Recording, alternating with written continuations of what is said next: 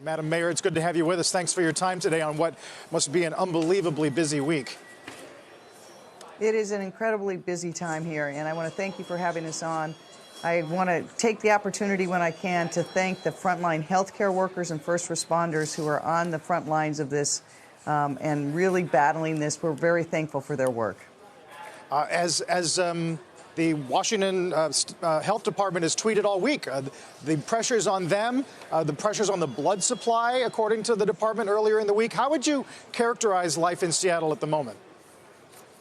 So I want everyone in the country to know a couple of things. One, we must act urgently, but we should not panic. We know that we're on the front lines of a spreading disease and that there will be a number, as testing is more wide scale, we expect it to capture a number of people who may be infected in this community. The good news is that most people who contract this disease contract a very mild form and recover. We don't have enough on the numbers yet, but we also know that there's some people who are at grave risk of this, and my condolences to all the families who've lost people and those who are very sick. So we have to take care of both the public health front and the economic front to make sure that we get through this in a positive fashion. Mayor Durkan, I know you are now proceeding with an emergency. You've been able to declare an emergency for the city right now. Some schools have closed. We had Dr. Scott Gottlieb, the former FDA head, on our air yesterday, and he said we're days away from mitigation steps and that we need to start implementing measures for social distancing, closing schools, canceling large events, et cetera, in some of these areas where the virus is where the numbers are continuing to increase, for example, in Seattle. What steps are you taking, and how would you expect that to continue to ratchet up in coming days? So you will see we've taken a number of steps, and since the outbreak in China, the whole region has been preparing for this. We have weekly meetings. Today I'll be meeting with the governor and the county executive and other officials here. Most importantly, we listen to the public health and scientific community to see what they think the appropriate steps are. There's a number of things we're still doing. Number one, if people are sick from work, we want them to stay home. We've worked with the large companies like Amazon and Microsoft, and we ourselves are an employer of over 15,000 people. We are putting ourselves, if people don't have to come into work and can work from home, we're encouraging that, and we may go to a mandatory state of that. So we are looking and working with the public health people to make sure that we dial this up correctly and really respond to this so that we can slow the spread of the virus and have enough in the healthcare system to take care of the people who are sick. Do you see school closures broadening out from here? We've been in very close contact with the school officials who make those determinations through the state and through the different school districts. They're observing it very closely. So far, we've not had any school that's had an infection there, but they're going to watch it closely. As we know, the number one group that is at most risk of this are seniors 60 and above, and particularly older people who have other health problems. So we're really focusing our measures to make sure that we have the right social distancing and infection controls around those people to make sure that they do not contract this infection. Something you've been tweeting about in the past 24 hours has been small businesses in the community. Are you seeing signs that there could already be financial strain for some of those small businesses in Seattle? And if so, what does that mean in terms of possibilities for bailouts or assistance? So that's what I raised with the vice president when he was here yesterday. We're very concerned on that part of our spectrum. Our large companies have a lot of resilience built into them, but we're seeing a number of small businesses that may be impaired. In Seattle, there's over 200,000 people who work at small businesses. It makes up the majority of our establishments. Many of their workers either don't have sick leave or don't have enough time, so they can't stay home from work.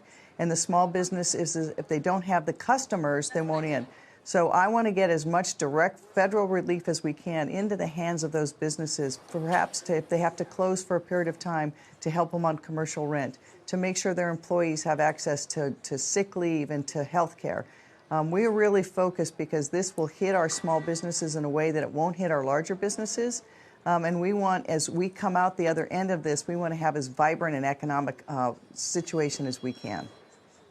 I want to ask you about a couple of things. One is there's been a lot of criticism about testing capacity in the country, both on the federal level and then how the states respond to guidelines out of the CDC. How would you characterize that in Washington State? And then Comic-Con, I mean, where are we in terms of holding gatherings where there are literally tens of thousands of people? So first on testing, there is no question that our lack of testing has led and impaired our public health response. We don't know the exact contours of this outbreak, and that's why we need more testing capability as quickly as we can get it. And I think the Vice President heard that in the room from everyone yesterday, from the governor, from me, from other city and local officials, from the congressional delegation. You know, our scientific researchers here estimate that we have hundreds of people who actually have this disease, but it has not yet been detected because of the lack of testing. So when those numbers go up, which we expect that they will, we really want people not to panic. We may be just finally detecting the number of people who actually have this disease. And until we know that, we can't make decisions as policymakers on what the next dialing up is to mitigate against the spread of this virus. So the number one thing, our number one ask of the Vice President yesterday was to get more testing as quickly as we can. If you look at countries like Italy and South Korea, they have broader testing. And Dr. Fauci has said he thinks there needs to be millions of tests performed across the country. We need them here in Seattle and in the region in Kirkland, where the neighboring city where this outbreak actually started, and Snohomish County.